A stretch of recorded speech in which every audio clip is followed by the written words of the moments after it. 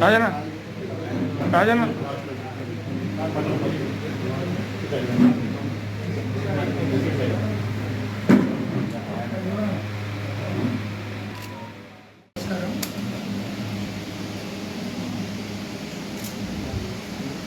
నాతో పాటు రాపోయి జయప్రకాష్ గారు సభ్యులు, సురేందర్ గారు సభ్యులు, సోదరిమణి బాలలక్ష్మి గారు సభ్యులు, మా 8 రోజుల కార్యక్రమంలో భాగంగా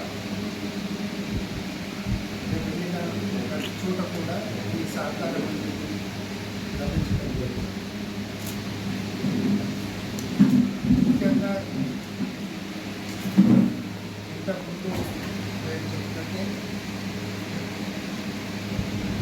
కొన్ని కులాల యొక్క స్థితిగతులను క్షేత్ర స్థాయిలో పరిశీలించడానికి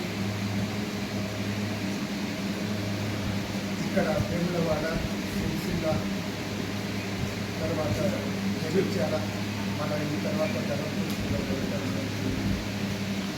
తర్వాత వికారాబాద్, నాగర్ కర్నూలు కూడా అచ్చంపేట్, ఆమందం అక్కడ కూడా వెళ్ళటం జరుగుతుందన్నమాట.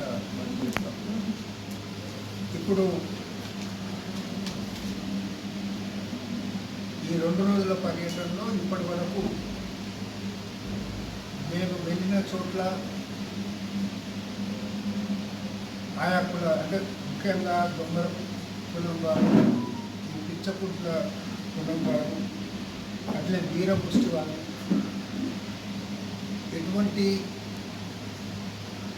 దీన పరిస్థితుల్లో అనుకోండి, లేకుంటే వారు తప్ప చూపుతూ అనేది సమాజంలో గుర్తింపబడుతున్నదో చూడబడుతున్న విషయాన్ని అనేది వారి నోటి గుండా తెలుసుకోవడం జరిగింది.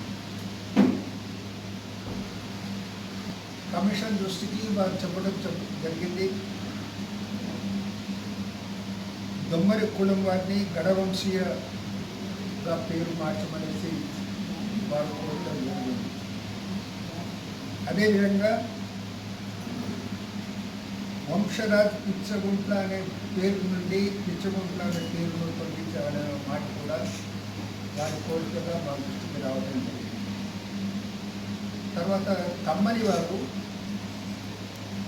వారి యొక్క ఇప్పుడు బీసీ లిస్టులో నాన్ బ్రాహ్మిన్స్, శూద్ర అనే పదాలు ఏమో అవి తొలగించాలనేసి అది కూడా కోరడం జరిగింది. తర్వాత మేరు సంఘం వాళ్ళు ఇవాళ వచ్చి కలవటం జరిగింది. ఇప్పుడు మేరా అనే పదం, చిప్పోలు అనే పదం ఉన్నది. ఎక్కువగా అనేది మేరు అనే పదంతో చలామణి అవుతారు అనే మాట వారు మా దృష్టికి తీసుకురావడం జరిగింది.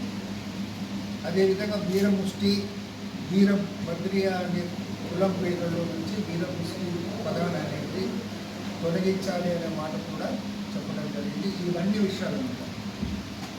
రేపు మన 29 నాడు కూడా మేము అక్కడ బుడబొక్కల వారు కూడా అక్కడ ఉంటారు. అక్కడ ఆమంగంలో ఆ ప్రాంతంలో వాళ్ళ దగ్గర ఇప్పుడు వెళ్ళిన తర్వాత వారి అభిప్రాయాలు కూడా తీసుకున్న తర్వాత ఫైనల్గా ఏప్రిల్ 1st వీక్లో 2nd వీక్లో కమిషన్ అనేది కూర్చొనేసి ఈ అంశాలపై అన్నిటిపై పరిశీలన చేసి ఒక నిర్ణయాన్ని తీసుకొని ప్రభుత్వానికి నివేదించడం జరుగుతుందన్నమాట. మనం చూస్తాం. మాకు ఇక్కడికి వచ్చిన తర్వాత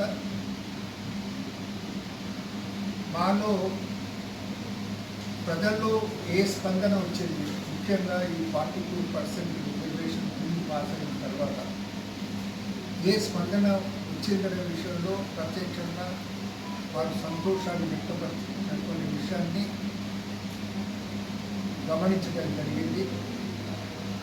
వారు చాలా సంతోషంగా ఉన్నారు. కానీ 42% రిజర్వేషన్ అనేది కలిగినప్పుడు అట్టడుగులో ఉన్న కుటాలు ఏవైతే ఉన్నావో ఆ అట్టడుగుల ఉన్న కులాల వారికి లాభం లభించే విధంగా అనేసి ప్రభుత్వ పరంగా అనేది చర్యలు ఉండాలనే వాళ్ళ ఆకాంక్ష వ్యక్తం కావడం జరిగింది.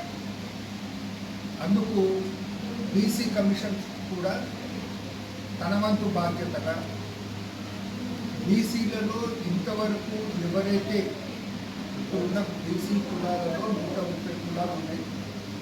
ఆ 130 కులాలలో లబ్ధి పొందినటువంటి కులాలు ఉన్నావో వారికి లబ్ధి వచ్చే విధంగా మా వంతు ప్రయత్నం బీసీ కమిషన్ సభ్యులమందరం కలిసి కూడా ఆ ప్రయత్నం చేస్తామన్నమాట మీ ద్వారా ప్రజలందరికీ తెలియజేస్తాం. రెండవ విషయం అనుకోకుండా వచ్చిన అడ్వాంటేజ్ మాకేం జరిగిందంటే ఈ మధ్యలోనే ప్రభుత్వం రాజు యువ